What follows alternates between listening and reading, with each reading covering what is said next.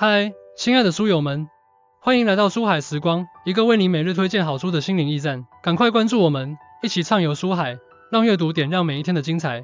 今天，我怀着无比的热情和期待，向你推荐一本足以改变你生活轨迹的书籍《寻欢作乐》The Joy of Living。这本书由著名的藏传佛教僧侣、作家和冥想导师永给人明就仁波切 Yogi Mingyur Rinpoche 所著。作为一位将传统佛教智慧与现代科学相结合的杰出人物，明就仁波切不仅在冥想和心灵修行方面有着深厚的造诣，还积极参与神经科学的研究，探索冥想对大脑的影响。《寻欢作乐》这本书自出版以来，便以其独特的视角和深刻的见解，吸引了全球无数读者的关注。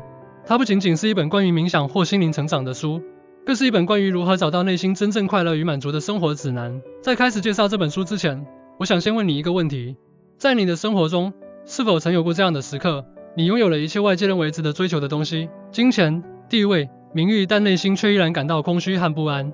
如果有，那么你并不孤单。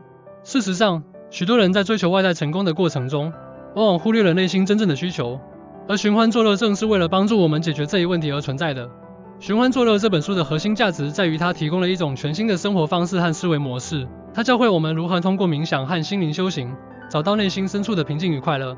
这种快乐并非来自外界的物质满足，而是源于我们内心的平和与满足感。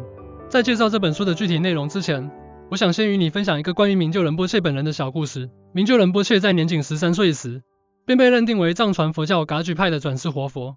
然而，他并没有因此而自满或停滞不前，相反，他选择了一条与众不同的修行之路。他深入研究现代科学，特别是神经科学，并将其与佛教的冥想实践相结合。这种跨界的探索，使他能够以更科学、更现代的方式，向世人传播古老的智慧。接下来，我将为你详细介绍寻欢作乐中的核心理念和重要习惯。1. 理解快乐的本质。在寻欢作乐中，明就仁波切首先探讨了快乐的本质。他指出，我们通常认为的快乐，往往是短暂的，依赖外界的满足感。例如，当我们获得一份高薪工作或购买了一辆心仪的豪车时，我们会感到快乐。然而，这种快乐往往是短暂的，很快我们就会适应这种新的状态，并开始寻求新的刺激。这种对快乐的误解源于我们大脑的奖励系统。当我们获得某种渴望的东西时，大脑会释放多巴胺，使我们感到愉悦。然而，这种愉悦感是短暂的，因为大脑会迅速适应新的状态，并寻求新的刺激。明就仁波切建议我们通过冥想来观察和理解这种短暂的快乐。他指出，真正的快乐并非来自外界的刺激，而是源于内心的平和与满足。通过冥想，我们可以训练自己的大脑，培养一种持久的内在快乐。明就仁波切在书中写道，真正的快乐不是追求外在的满足，而是学会在每一个当下找到内心的宁静与满足。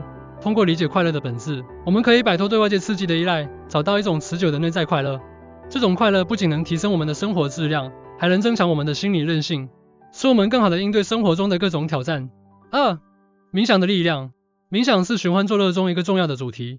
明就仁波切详细介绍了各种冥想技巧，并强调了冥想对心灵成长的重要性。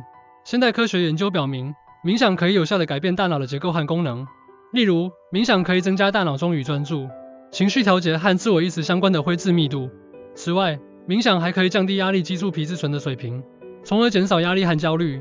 明就仁波切建议我们每天花一定的时间进行冥想练习。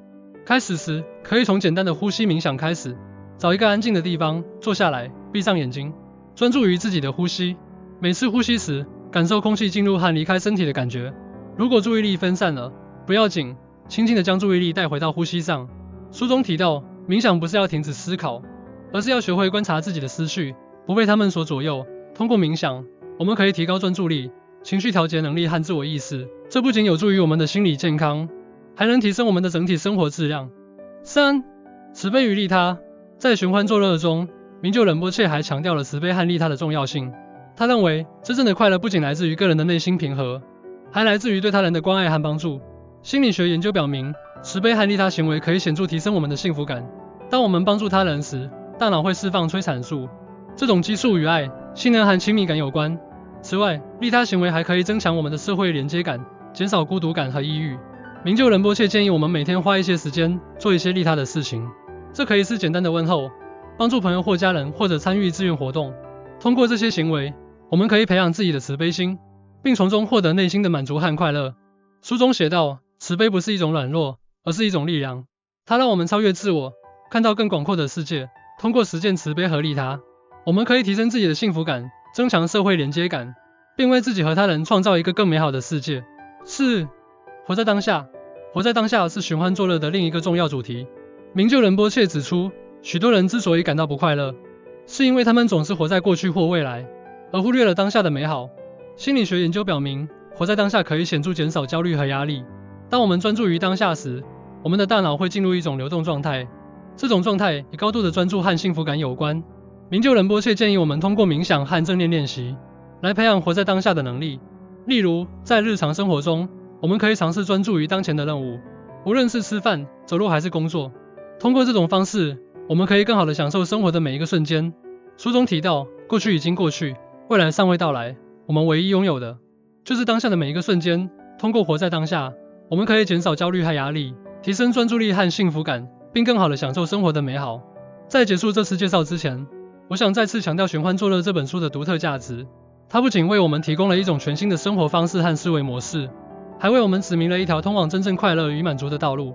如果你希望摆脱对外界刺激的依赖，找到内心的平衡与满足，那么《寻欢作乐》将是你不可或缺的指南。我鼓励你立即行动，去阅读这本书，并将其中的智慧应用到你的生活中。记住，真正的快乐不是追求外在的满足，而是学会在每一个当下找到内心的宁静与满足。让我们一起踏上这条通往真正快乐的道路，去发现生活中那些被忽视的美好。《寻欢作乐》是一本充满智慧和启发的书，它教会我们如何通过冥想和心灵修行，找到内心的平和与快乐。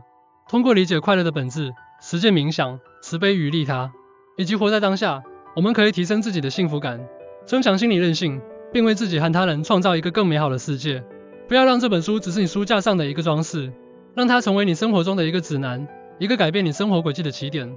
我相信，只要你愿意付出努力，你一定会在书中找到你所需要的答案和力量。谢谢你的聆听，希望你能在寻欢作乐中找到属于自己的快乐与满足。谢谢大家。